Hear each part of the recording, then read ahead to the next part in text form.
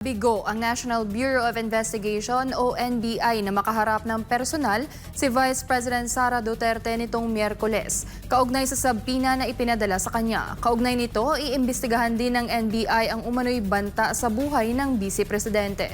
Si Cherry Light magbabalita.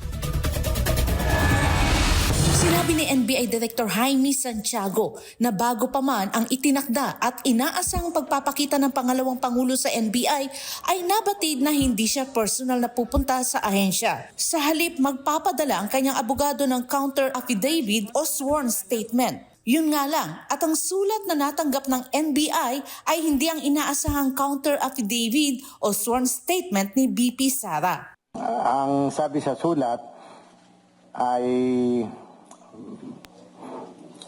hindi na lang a-attend si Vice President Duterte at instead she vehemently denied the accusation that she threatened the President, the First Lady and the Speaker. Ayon kay Judge Jaime Santiago, mas mapapabilis ang investigasyon kung personal sanang haharap si VP Sara. Gayunpaman, tinitiyak pa rin ni Santiago na magpapatuloy ang kanilang investigasyon. Hanggang Biyernes na lamang ang isasagawang investigasyon kasama ng mga media.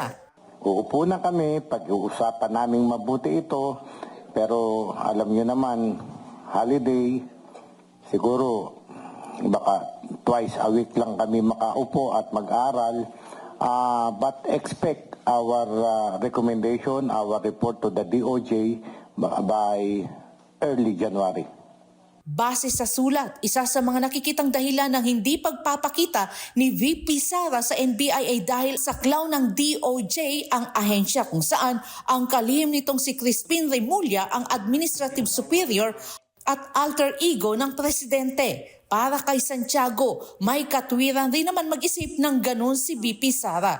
Kasabay niya sinabi rin ni Santiago na kasama sa sulat ang pagbanggit ng banta sa buhay ni VP Sara. Ngunit hindi pa malinaw kung sino, kailan at paano dahil sa hindi pagsipot ng Vice Presidente sa NBI.